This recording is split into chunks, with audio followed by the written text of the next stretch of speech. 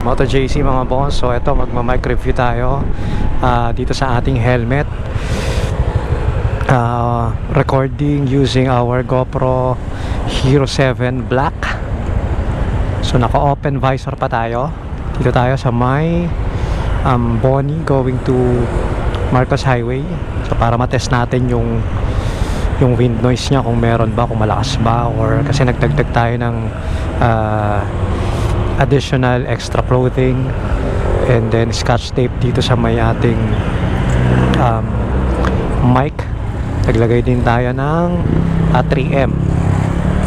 So far naka open pa yung visor natin.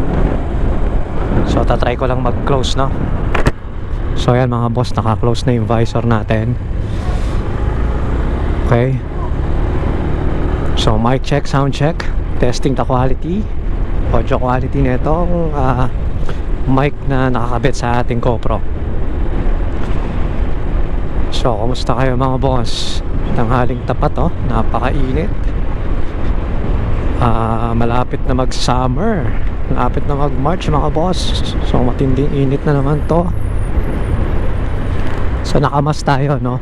So tanggalin ko lang yung mask para mas makita natin yung difference.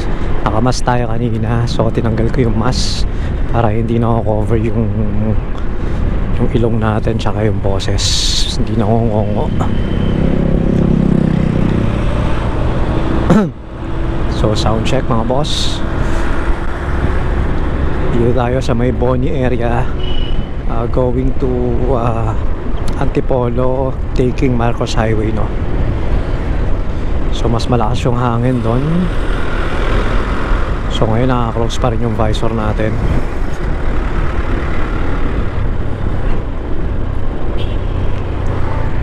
Okay, so stoplight ulit.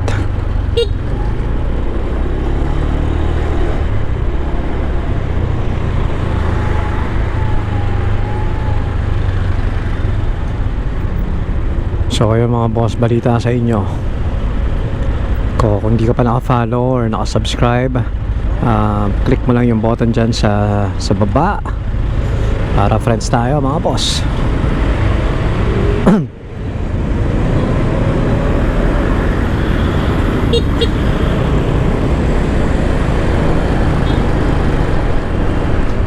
Okay.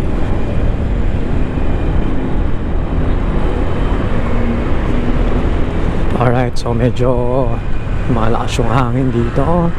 Okay pa ba yung quality ng ating boses, ng ating audio?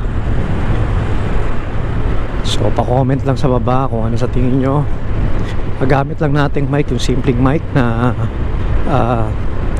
lapel ba yun tawag doon, or lavalier. Kasama siya dun sa binili ko dati for my GoPro Hero 4 Silver. Nung bumili ako ng Boya adapter, kasama siya eh. So yung libreng mic doon, so simpleng mic lang to, kinoveran ko lang sa ating helmet sa may dito sa may chin mount sa likod. So yun lang, no? Hindi nga natin siya nilagyan ng dead cut eh. So tinapalan ko lang siya, testing ko na kailan testing din ako sa mga unang test. Medyo noticeable talaga yung wind noise, no?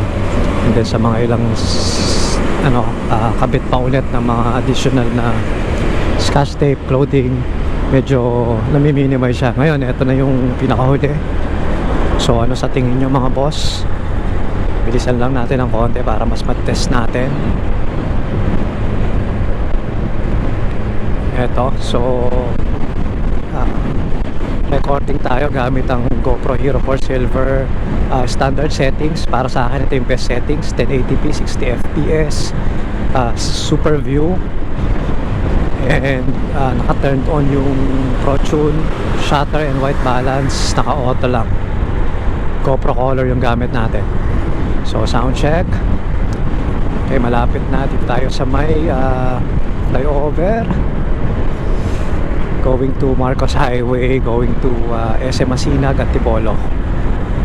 So ayan, no?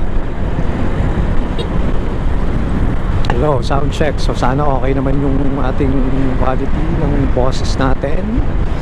So pa-comment lang mga boss kung ano sa tingin nyo. Ito final test natin dito sa may Marcos Highway. Sana hindi ganun ka-traffic dito.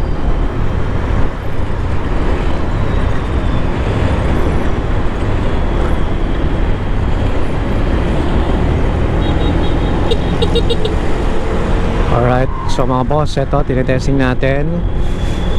Tama ba yung wind noise? Malakas ba masyado? Or ano sa tingin nyo mga boss? Kung kailangan pa bang mag-adjust? Sound check. Sound check, sound check. Hello? Comment lang mga boss kung ano sa tingin nyo yung quality ng ating boses. Ganito kabilis. Okay naman yung quality pa. Ano sa tingin nyo mga boss? Alright. So yun, kung hindi pa kayo naka-follow or naka-subscribe sa ating YouTube channel, ganoon din sa ating Facebook page boss, appreciate it. So yun, ganito na lang mga boss. Sa susunod, kung kailangan pa natin mag-adjust, gagawin natin yan. So far ganito na lang muna. Thanks for watching and peace out mga boss.